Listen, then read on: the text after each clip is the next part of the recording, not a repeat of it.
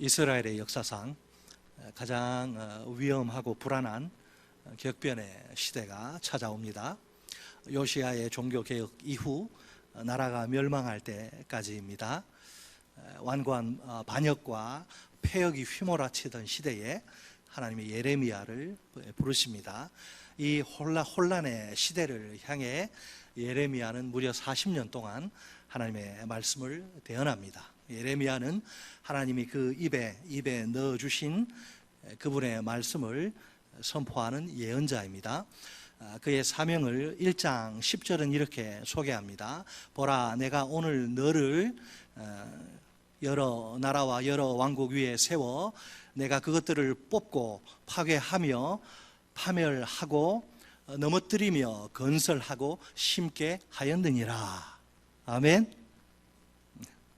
먼저 하나님은 이 죄악 덩어리, 죄악으로 아주 불결하게 뭉쳐있는 이 죄악 덩어리인 유대 백성들의 그 악을 제거하길 원하십니다. 그래서 그들을 파괴하시고 파멸하시며 넘어뜨리십니다. 그들을 심판과 포로 생활이란 용광로에 집어 던지셔서 깨끗하게 하신 겁니다. 그 후 다시 그 남은 자들을 통해 새로운 하나님의 나라를 건설해 나가십니다. 결국 예레미야가 누구냐? 예레미야는 심판 예언자인 동시에 구원 예언자로 활동을 하게 됩니다. 자, 오늘 본문에는 두 개의 환상이 나오는데 한 가지 공통점이 있습니다. 어떤 공통점일까요? 여호와의 말씀이 내게 임하니라 이르시되 라는 표현이 사용되는 것입니다.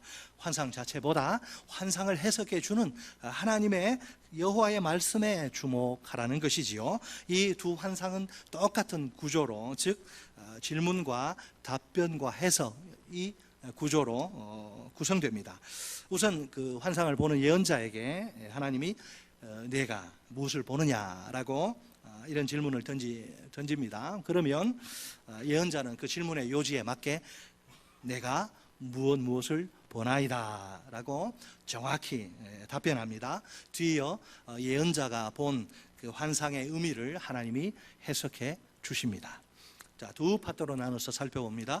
따라서 하십니다. 첫째, 말씀의 성취. 말씀의 성취 11절로 16절입니다. 자, 두 개의 환상인데 첫 번째는 언어의 유사성을 활용한 살구나무의 환상입니다. 보면 11절로 12절에 등장하는데 살구나무의 어원을 활용한 해석입니다. 하나님이 예레미야에게 살구나무 가지를 보여주시고 그 의미를 해석해 주십니다. 살구나무는 이른 봄에 제일 먼저 꽃을 피웁니다. 이 살구나무의 히브리어는 지켜보다를 의미하는 동사에서 파생된 이름입니다. 12절에 지켜로 옮긴 히브리어는 지켜보다를 뜻하는 동사의 현재 분사형입니다. 같은 어원에서 나온 그 단어들로 이제 자음이 같고 발음도 거의 비슷합니다. 자, 살구나무가 봄이 오는 것을 지켜보지 않습니까? 마찬가지로 하나님이 자신의 말씀이 이루어지는 것을 지켜보십니다. 예레미야를 자신의 예언자로 부르신 하나님이 모든 것을 지켜보십니다. 때가 되면 반드시 그분의 말씀이 그대로 이루어지게 하실 것입니다. 장차 예레미야의 입에서 나가게 될 하나님의 말씀이 아닙니까? 그 모든 말씀이 하나도 땅에 떨어지지 않고 정확하게 성취되고야 마는 겁니다. 살구나무 환상이 그걸 보여줘요. 자, 두 번째는 상징을 활용한 끓는 가마의 환상입니다. 보면 13절로 14절에 나옵니다. 앞으로 예레미야가 선포해야 할 메시지의 내용이 무엇인지를 보여주는 환상입니다. 예레미야가 가마를 보는데 아주 특이한 가마를 봅니다. 그냥 가마는 평평한 곳에 놓는데 이건 그러지 않아요. 윗면이 북에서부터 아래로 이렇게 갸우뚱 이렇게 기울어진 끓는 가마입니다. 굉장히 위험해 보이죠. 가마가 북쪽에서 남쪽으로 기울어진 채 끓고 있는 중이에요. 만약 가마가 엎어지기라도 한다면 그 속에 물, 뜨거운 물, 그 내용물, 그 막 기름이 아래로 다 쏟아지게 되겠지요. 상당히 위험합니다. 자, 곧이어서 하나님이 예레미야에게 끓는 가마가 무엇을 상징하는지 알려주십니다. 보면 14절 말씀입니다. 여호와께서 내게 이르시되 재앙이 북방에서 일어나 이 땅의 모든 주민들에게 부어지리라. 아멘. 북방에서 내려오는 재앙이 뭐냐? 가르쳐주지 않습니다. 20장 4절로 6절에 가서야 그게 바벨론이구나 이렇게 밝혀집니다. 이 북방의 재앙이 덮치는 대상인 이 땅의 모든 주민들은 누구일까요? 1차적으로는 15절로 16절이 보여주듯 예루살렘과 유다의 주민들입니다. 그러나 10절에 따르면 민족들도 이 재앙에서 안전하지 못할 것입니다. 예를 들면 25장 11절에서 예레미야는 민족들이 70년 동안 바벨론의 왕을 섬기리라 이렇게 선포합니다. 계속해서 보면 15절로 16절은 북방에서 오는 재앙과 그 원인을 밝힙니다. 이 두 절은 14절을 이중적으로 보충해 줍니다. 이 땅의 모든 주민들에게 부어지는 북방의 재앙에는 정치적 원인이 있습니다.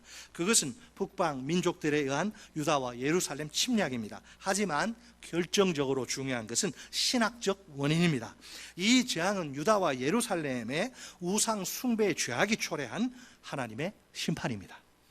물론 겉으로는 강대국이 약소국을 침략한 것처럼 보입니다.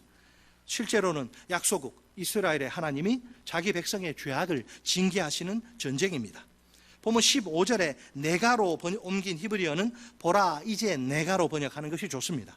예레미야가 환상 중에 본 북방의 재앙은 먼 미래에 발생할 사건이 아닙니다. 이미 일어나고 있는, 즉 벌써 하나님이 결정하신 돌이킬 수 없는 재앙입니다.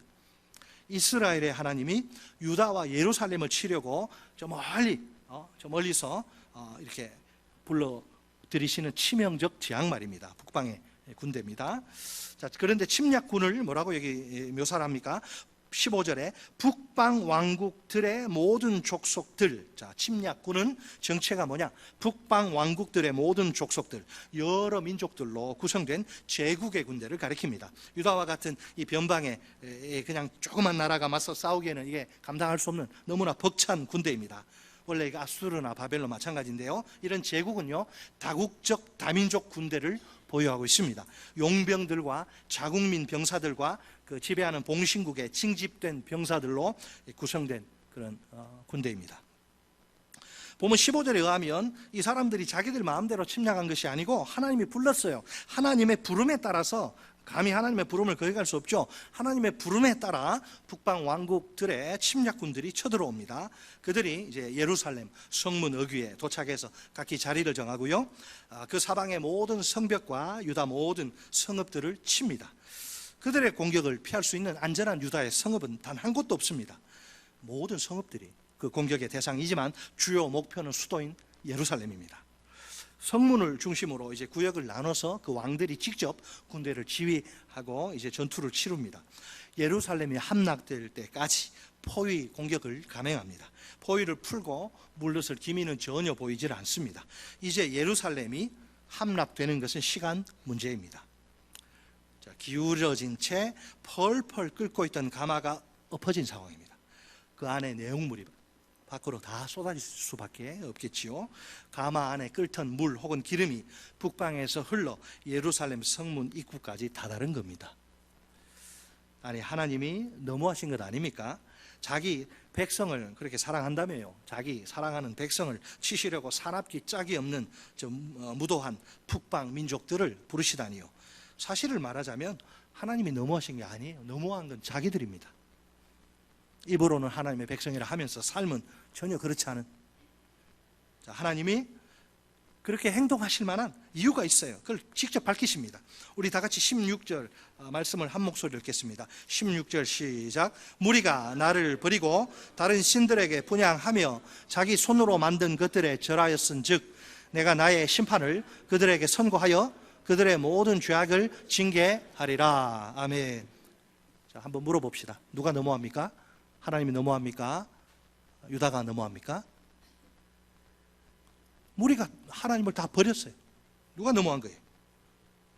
이 무서운 재앙을 초래한 게 뭡니까? 유다와 예루살렘의 배교와 우상 숭배예요. 하나님이 그들의 이 모든 더러운 죄악에 대해서 북방의 재앙으로 징계하시는 겁니다. 자기 손으로 만든 것들, 우상들의 본질을 폭로하는 표현입니다. 민족들이 신들로 섬기는 우상들을 끌어다가 섬기는 거예요. 참으로 안타깝게도 유다와 예루살렘 주민들은 예레미야의 그 피 끓는 메시지를 거절합니다. 우상 숭배에 대한 고발과 북방에서 내려오는 재앙에 대한 선포를 무시하고 짓밟아 버린 거죠. 그 결과 우리는 이 이후의 사건을 알죠. BC 586년에 예루살렘이 함락되고 유다는 이제 국가의 간판을 내리고 멸망하고 맙니다. 1940년대 가서 이스라엘, 그러니까 몇천 년 뒤에, 2000년 뒤에나 새로 이스라엘이 재건되죠. 수천 년 동안 나라 없는 백성으로. 이 비극적인 결말의 원인이나 책임은 하나님께 있는 게 아닙니다. 하나님이 너무한 게 아니에요. 오직 유다와 예루살렘 주민들에게 있습니다. 중독이에요. 중독. 여러분, 중독, 제가 오늘 새벽에도 말씀드렸는데 중독은요, 이게 치유가 참 힘듭니다. 우상 숭배가 중독이 된 거예요. 지금 우상 숭배 깊은 늪에 빠진 유다와 예루살렘은 북방의 재앙을 피할 수 없습니다. 그러면 그들의 우상 숭배를 고발하고 북방의 재앙을 선포하는 예레미야는 무사할까요? 그럴 리가 없죠. 그 역시 그들과 함께 고난의 재앙을 피할 수 없게 됩니다. 예레미야를 예언자로 부르셔서 말씀을 선포하게 하신 하나님이 아니십니까? 그는 이 하나님께 의지해서 적대적인 청중들과 맞서야만 합니다. 사실 그는 폭력적이기까지 한 저항에 부딪혀서 심한 좌절과 고난을 겪게 될 것입니다. 하지만 끝내 그는 승리하고야 말 것입니다. 그 이유가 무엇일까요? 자, 그 둘째 파트 따라서 하십니다. 둘째, 동행과 보호의 약속. 첫째는 말씀의 성취, 선지자를 통해 나간 말씀이 그대로 다 성취가 되고, 둘째는 하나님이 동행과 보호를 약속하시는 17절로 19절. 자, 예언자 예레미야를 향한 하나님의 권면과 약속의 말씀을 보세요. 17절로 19절 말씀이죠. 먼저 예레미야는 허리를 동여야 합니다. 고대 세계에서 일하러 나가거나 여행을 떠날 때, 또 싸움에 나갈 때 이 통으로 된 돌아가면 안 되잖아요. 허리를 고정시켜 띠로 딱 묶습니다. 겉옷이 이게 막 방해되지 않도록 말입니다. 예레미야는 사람들 앞에 나서야 합니다. 하나님이 그에게 명령한 바를 다 그들에게 말해야 하기 때문입니다. 솔직히 이 선포의 외적 환경이 굉장히 부정적입니다. 아무도 예레미야를 좋아하지 않아요. 굉장히 부정적이어도 문제될 건 하나님 보실 때는 문제가 되지 않아요. 예언자는 오직 하나님만, 자기를 보내신 하나님만 두려워하며 그분께 순종해야 합니다. 자, 그러니 예레미야는 청중을 보지 말고 하나님만 바라보고 선포자의 길을 가야 합니다. 이것이 그가 마지막까지 자기 사명에 충실할 수 있는 비결입니다. 자, 끝으로 하나님은 예레미야에게 매우 중요한 약속 하나를 허락하십니다. 우리 다 같이 보면 18절 말씀 한 목소리로 읽겠습니다. 18절 시작. 보라, 내가 오늘 너를 그 온 땅과 유다 왕들과 그 지도자들과 그 제사장들과 그 땅 백성 앞에 견고한 성읍, 쇠기둥, 노성벽이 되게 하였은즉. 아멘. 자, 오늘 설교 제목이죠. 견고한 성읍, 쇠기둥, 노성벽, 난공불락입니다. 이 하나님의 약속을, 그분의 이 예언을 곰곰이 보세요. 무엇을 미리 간접적으로 표현해 주는 걸까요? 예레미야가 모든 백성, 특히 정치, 종교, 사회 지도자들의 적이 될 것이란 점입니다. 그들이 대놓고 예레미야를 공격하겠지요. 북방 왕국들이 예루살렘을 완전히 포위하고 사정없이 공격을 퍼붓는 위기의 상황입니다. 이런 상황에서 예루살렘과 유다의 모든 백성이 예레미야를 에워싸고 막 공격합니다. 예레미야를 환영하는 사람들은 도무지 보이질 않습니다. 온통 그를 대적하는 사람들밖에 없습니다. 예레미야가 거짓 선지자라서요? 아니에요. 참 선지자예요. 근데 다 거절합니다. 이 사람들이 왜 도대체 하나님의 참 종을 알아보지 못하고 왜 이렇게 박해하고 핍박하는 걸까요? 예레미야가 선포하는 심판의 메시지가, 설교가 영 마음에 들지 않는 거예요. 기분이 나빠서 듣고 싶지 않습니다. 다른 모든 예언자들의 메시지와 설교가 달라도 너무나 다른 거예요. 그들은 한결같이 평안과 위로와 축복의 메시지를 전합니다. 유독 예레미야 이 한 사람만 심판의 메시지를 전하니까 속이 거북해서 부글부글 끓어올라 견딜 수가 없습니다. 눈에 가시와 같은 존재죠. 여러분, 이것이 수천 년 전의 문제일까요? 오늘 우리는 해당 없습니까? 솔직히 말해 그 당시나 오늘이나 별 차이가 없어 보입니다. 인간의 타락한 본성이 변하지 않아서 그렇습니다. 원래 사람들은 누구나 심판의 메시지보다는 평안의 메시지를 듣고 싶어 합니다. 아예 심판의 메시지가 아니라 평안의 메시지를 전해달라고 요구하기까지 합니다. 이왕이면 하나님의 종도 그렇게 듣기 좋은 메시지를 전하고 싶죠. 그러나 하나님이 보내신 말씀의 종에게는 그럴 자유가 없습니다. 청중이 듣고 싶어하는 메시지는 전하고 거북해하는 메시지는 전하지 않을 자유가 없다 이 말이에요. 그에게는 오직 하나님이 주신 모든 메시지를 전할 의무만 있을 따름입니다. 만약 하나님이 그에게 청중이 듣고 싶어하는 메시지를 전하라 하시면 어떨까요? 그 메시지를 전하면 됩니다. 만약 하나님이 청중이 듣기에 거북해하는 메시지를 전하라 하시면 또 어떨까요? 역시 그 메시지를 전하면 돼요. 사실상 말씀에 대한 선택권은 단 한 분, 말씀의 주인이신 하나님께 있습니다. 하나님의 심부름꾼인 종에게 있지 않아요. 이걸 잘 아셔야 합니다. 여러분 가만히 한번 생각해 보세요. 누가 감히 하나님의 말씀이 좋다 혹은 좋지 않다며 판단할 수 있을까요? 누가 겁없이 하나님이 다 보고 계신데 어떻게 감히 하나님의 말씀을 판단해요? 하나님의 말씀은 우리에게 취사 선택의 대상이 아닙니다. TV 채널 내 마음대로 보다가 싫으면 돌리면 되지. TV 채널 내 마음대로 선택해 시청하듯 그런 식으로 할 수 있는 게 아니란 말입니다. 유튜브가 아니에요. 다만 하나님의 말씀은 우리에게 무조건적이고 절대적인 순종의 대상일 뿐입니다. 전제는 그것이 하나님의 말씀이라는 확신이죠. 하나님의 종이 쓸데없는 소리하지 않고 성경 본문에 근거해서 말씀을 선포한다는 전제하에 때로는 듣기 싫을 수 있죠. 그래도 들어야 합니다. 어떤 때는 도저히 견딜 수 없어서 거부하고 싶지만 그래도 받아들여야 합니다. 왜 우리가 꼭 그래야만 합니까? 그 이유는 단 하나, 비록 사람의 입에서 나오는 말이라 사람의 말 같지만 사람의 말이 아니라 하나님의 말씀이기 때문입니다. 우리가 7월, 8월은 예언서인 예레미야를 묵상합니다. 무엇보다 하나님의 말씀에 대한 나의 태도를 하나님 앞에서 점검해 보아야 합니다. 오늘 나는 하나님의 말씀을 어떤 자세로 읽고 듣고 있습니까? 정말 순종해야 할 하나님의 말씀으로 두렵고 떨림으로 읽고 듣고 있습니까? 하나님이 무슨 말씀을 주시더라도 아멘 하면서 받아들이고 있습니까? 혹시 내 마음대로 내 기분대로 취사 선택하고 있지는 않습니까? 성경 66권이 전부 순종을 위해 주어진 하나님의 말씀이라는 사실을 꼭 기억합시다.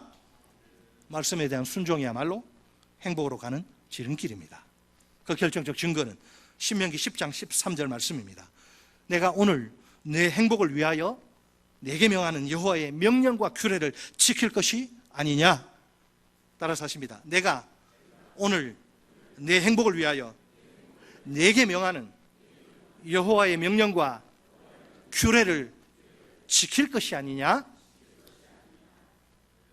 지키란 거예요. 자기 마음대로 살라는 거예요. 지키란 거죠. 물고기가 물을 떠나면 죽습니다. 우리의 안전과 행복은 말씀의 테두리 안에 있어요. 말씀 안에 거할 때 안전하고 행복해요. 예레미야의 앞날에 험한 가시밭길이 펼쳐질 게 뻔합니다. 목숨이 위태로울 정도로 실제로 막 뻘 같은데 구덩이에 떨어지고 그러죠. 예레미야 못 죽여서 그냥 목숨이 위태로울 정도로 위급한 순간이 찾아올 수 있습니다. 그럼에도 불구하고 예레미야는 그들을 두려워할 필요가 전혀 없습니다. 하나님이 그를 뭐라고 만들어 주신다고요? 견고한 성읍, 쇠기둥, 김민재인가? 철기둥, 쇠기둥, 노성벽으로 만들어 주실 것이기 때문입니다. 누구도 함락할 수 없는 요새와 같은 예레미야가 되겠지요? 하나님이 그 백으로 하나님이 딱 지켜주시는데 뭐가 두렵습니까? 적들이 아무리 강력하게 죽이려고 집요한 공격을 퍼부어도 예레미야를 이길 수 없어요. 하나님이 이기게 하신 예레미야가 아닙니까? 그러므로 대적들이 강할지라도 결코 그를 이길 수 없습니다. 청중이 듣기 싫어하는 고발과 심판의 메시지를 선포해야 하는 예레미야, 그건 그의 운명입니다. 그렇게 하라고 보낸 거예요. 그러니 어쩔 수 없이 대적들로부터의 핍박을 각오해야 합니다. 아무리 생각해봐도 핍박이 몰고 올 환난을 피할 길이 없습니다. 이런 상황에서 하나님이 예레미야를 향한 약속의 든든한 말씀을 주십니다. 본문 19절 하반절 말씀입니다. 이는 내가 너와 함께하여 너를 구원할 것임이니라 여호와의 말이니라. 아멘. 이는 내가 너와 함께하여 너를 구원할 것임이라. 도장을 찍어요. 여호와의 말이니라. 내가 함께하고 내가 구원하는데 누가 손을 댄단 말이냐? 지금 이 순간도 만왕의 왕 하나님이 절대 주권으로 온 우주 만물을 통치하시고 섭리하십니다. 그 통치와 섭리 가운데 한 부분이 뭐냐? 심판과 구원입니다. 놀랍게도 바로 이 하나님이 예레미야와 함께 하시고 그를 구원하십니다. 예레미야는 이 하나님의 약속의 말씀을 굳게 붙들어야 합니다. 그러면 하나님의 보호 속에서 언제나 안전을 누릴 수 있습니다. 그뿐만 아니라 하나님이 맡겨주신 사명을 완수할 수 있습니다. 분명히 여기에 모인 우리가 예레미야처럼 예언자는 아니에요. 그렇지만 우리 역시 예레미야처럼 하나님의 부르심을 받은 자들입니다. 하나님의 부르심이 없으시는 여기 나와서 예배할 수가 없죠. 그렇지만 여러분, 우리가 반드시 기억해야 될 게 뭐냐면 하나님의 부르심, 콜링, 이 소명은 그 자체가 목적이 아니란 겁니다. 사명을 위해서 존재하는 소명입니다. 우리가 감당해야 할 사명이 분명히 있습니다. 그래서 하나님이 그 사명을 감당하라고 우리를 부르신 것입니다. 우리가 사명이 빠진 소명을 생각할 수 없습니다. 소명은 반드시 사명과 함께 가기 마련입니다. 정확히 말해 사명을 낳는 소명이요, 소명을 따라가는 사명입니다. 따라서 하실까요? 사명을 낳는 소명, 소명을 따라가는 사명. 분리할 수 없습니다. 왜 우리가 사명에 헌신과 충성으로 반응할 수밖에 없습니까? 소명 때문에 그래요. 내 인생에 임한 하나님의 거룩한 부르심을 진지하게 생각해 봅시다. 이 부르심의 핵심이 무엇입니까? 예수 그리스도의 십자가 대속의 죽음입니다. 내 죄 때문에 나를 위해 내 대신 예수님이 십자가에서 몸 찢겨 피 흘려 비참하게 그 귀한 목숨 버리시고 끊으신 거예요. 내가 바로 이 눈물겨운 사랑, 이 처절한 사랑의 대상이란 말입니다. 그렇다면 내가 이 세상에서 사명과 상관없이 적당히 대충 무리로 살 수 있을까요? 내가 하나님의 부르심을 받은 사람이 맞다면 그런 삶은 절대로 불가능합니다. 하나님이 왜 나를 부르셨나? 왜 나 같은 죄인을 부르셨나? 자기 아들을 그렇게 죽이시면서까지 왜 나를 부르셨는지 그 이유가 뭐냐? 그 목적을 묻게 되는 거예요. 그럴 때 자연히 사명이 떠오르게 됩니다.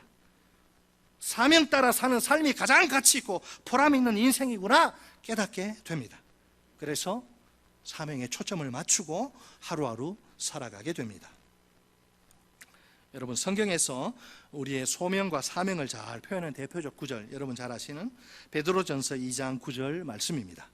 그러나 너희는 택하신 족속이요, 왕 같은 제사장들이요, 거룩한 나라요, 그의 소유가 된 백성이니 이는 너희를 어두운 데서 불러내어 그의 기이한 빛에 들어가게 하신 이의 아름다운 덕을 선포하게 하려 하심이라. 아멘. 우리를 여러분 설명하는 우리 정체성을 설명하는 이 단어들, 이게 얼마나 이게 무겁고 이게 엄청난 단어들입니까? 우리가 누구라고요? 택하신 족속, 왕 같은 제사장들입니다. 동시에 거룩한 나라요, 만왕의 왕이신 그분의 소유가 된 친백성이에요. 진심으로 내가 이처럼 특별한 존재라고 여러분 생각합니까? 생각 안 하세요? 설교 못 하는데. 다시 한번, 진심으로 내가 이처럼 특별한 존재라고 여러분 믿습니까? 믿어야지 설교를 하지. 특별한 존재인 우리 모두에겐 이 세상에서 감당해야 할 사명이 있습니다. 지금 그 사명이 뭐예요? 베드로가 뭐라고 그럽니까? 하나님의 아름다운 덕을 선포하는 것입니다. 다시 말해서 하나님의 업적을, 그분의 탁월성을 선포하는 것입니다. 하나님이 얼마나 위대한 분이신지, 또 얼마나 탁월한 일을 행하셨는지를 선포하는 겁니다. 하나님이 우리를 멀리 갈 것도 없어요. 하나님이 우리를 어둠에서 불러내셔서 기이한 빛, 경탄할 만한 빛 가운데로, 깜짝 놀랄 만한 빛 가운데로 인도하십니다. 하나님이 그 다음에 우리 인격과 삶 속에 놀라운 변화를 일으키십니다. 하나님이 우리 영혼을 터치하시고 만지시고 지울 수 없는 은혜의 생생한 흔적을 새겨주십니다. 우리는 이 하나님의 업적을, 그분의 탁월성을 이 어두운 세상에서 선포해야 합니다. 이 선포의 대상은 아직도 여전히 어둠 속에 갇혀있는 불쌍한 인생들입니다. 지금도 하나님의 빛을 모르고 어둠 속에서 방황하는 믿지 않는 자들입니다. 그들도 우리처럼 빛이신 하나님께로 나와야 합니다. 하루빨리 어둠의 노예로 사는 삶을 청산해야 합니다. 그래야 그들 역시 멸망하지 않고 구원과 생명을 누릴 수 있습니다. 하나님이 바로 이 거룩한 일에 우리를 도구로 사용하길 원하십니다. 그래서 우리를 불러주셨어요. 그래서 우리를 어둠에서 귀한 빛으로 들어가게 하셨어요. 이 사명 감당하라고 우리를 살려주셨어요. 우리 각자가 만난 사랑과 은혜의 하나님을 마음껏 자랑하며 살아야겠죠? 거창한 거 아니에요. 뭐 아름다운 덕을 선포하라 그러니까 무슨 다 목사가 되고 그래가지고 선교사가 되고 그거 아니에요. 삶 현장에서 만나는 수많은 불신 영혼들에게 네가 만난 나를, 하나님이 네가 만난 나를 좀 전해다오. 내가 얼마나 위대하고 내가 얼마나 놀라운 존재인가. 하나님이 그 위대한 업적을, 그 탁월한 너의 인격 속에, 너의 삶 속에 행한 일, 그것만 말하는 거예요. 그렇게 해서 우리를 통해 한 영혼이라도 더 지옥 가지 않게 구원하기를 원하시는 하나님의 마음, 그것을 위해서 우리가 지금 죽지 않고 살아있는 겁니다. 오늘 우리 인생의 참된 행복이 어디에 있을까요? 사람들이 많이 속고 있죠. 돈만 많이 벌면, 성공하면, 권력을 얻으면 건불 10년이요 화무 11홍입니다. 다 이 세상의 것은 영원하냐. 다 지나가요. 잠시 잠깐. 권력이 그리 대단합니까? 우리 인생의 참된 행복은 그런 유한한 것들에 달려있지 않아요. 하나님의 부르심의 목적에 맞게 그분의 도구로 시원하게 쓰임받는 삶 속에 있습니다. 내가 소명에 따라 사명을 위해 산다는 확신이 있어야 합니다. 그럴 때 하늘에서 내려오는 진정한 행복이 내 영혼 가운데 넘치게 될 것입니다. 그런데 문제가 있습니다. 세상이 호락호락하지 않아요. 이 어둠의 세상은 빛을 지독히 싫어합니다. 그래서 우리가 빛이신 하나님을 전할 때에 가만히 있지 않습니다. 평소에는 좋은 친구로 지내는데 꼭 내가 복음을 전하고 하나님 이야기하면 낯빛이 어두워지고 온갖 수단과 방법을 총동원해서 우리를 공격합니다. 그 배후에는 악한 마귀가 도사리고 있습니다. 마귀의 목표는 우리를 그냥 주저앉히는 것이면 너 입 다물고 네 혼자만 신앙생활을 하라는 거예요. 빛이신 하나님을 전하는 일을 포기하도록 말입니다. 그래야 자기 자식, 자기 새끼들 지키지 않습니까? 마귀가. 그렇지만 우리는 중단할 수 없습니다. 포기할 수 없습니다. 왜? 그것이 아버지의 마음이기 때문에 우리는 조금도 두려워할 필요가 없습니다. 하나님이 우리에게 동행과 보호를 약속하시기 때문입니다. 하나님이 우리와 함께 하셔서 우리를 지키시고 보호하실 것입니다. 따라서 우리도 예레미야처럼 하나님의 보호 아래서 안전을 누릴 수 있습니다. 우리가 사명을 끝까지 감당하도록, 사명을 완수하도록 하나님이 역사하시는 겁니다. 하나님이 우리를 견고한 성읍으로, 쇠기둥으로, 노성벽으로, 난공불락의 요새로 만들어 주실 것입니다. 대적들이 아무리 우리를 공격해도 다 헛수고일 뿐입니다. 그들은 우리를 절대로 이길 수 없습니다. 우리와 동행하시고 보호하시는 만왕의 왕 하나님이 우리 편입니다. 이 하나님으로, 이 전능하신 하나님으로 말미암아 우리가 승리와 구원을 넉넉히 누리게 될 줄 믿습니다. 이 시간 성령께서 말씀을 통해 내게 들려주시는 하나님의 음성은 무엇입니까? 두 가지 음성을 가슴 깊이 새기고 순종의 자리로 힘차게 달려가기를 바랍니다. 첫째로 말씀의 성취입니다. 여러분, 우리가 하나님의 말씀을 읽고 들을 때 조심해야 합니다. 세상 이야기가 아니에요. 하나님의 말씀은 하나도 땅에 떨어지지 않고 다 성취되고야 맙니다. 농담으로 받아들일 게 하나도 없어요. 심판의 말씀이든 구원의 말씀이든 마찬가지입니다. 오늘도 하나님은 왜 우리가 큐티를 해야 되느냐? 오늘도 하나님 말씀을 통해서 자신의 뜻과 의지를 계속 분명히 보여주십니다. 하나님의 말씀 속에서 우리가 매일매일 그분의 뜻과 의지를 분별하고 순종하며 사는 것, 그것이 우리의 안전이고 행복이기 때문에 하나님이 우리를 그렇게 인도하시는 거예요. 말씀의 성취. 둘째로 동행과 보호의 약속입니다. 사명을 위해 존재하는 소명입니다.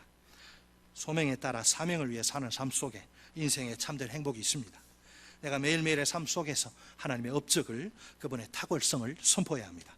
비신자들에게 내가 만난 은혜와 사랑의 하나님을, 좋으신 하나님을 자랑해야 합니다. 악한 마귀의 공격이 틀림없이 있을 터인데 전혀 두려워할 필요가 없습니다.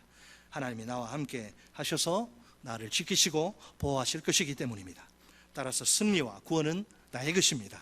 우리 다 함께 마지막으로 이렇게 외쳐볼까요? 내 이름은 견고한 성읍, 쇠기둥, 노성벽이다.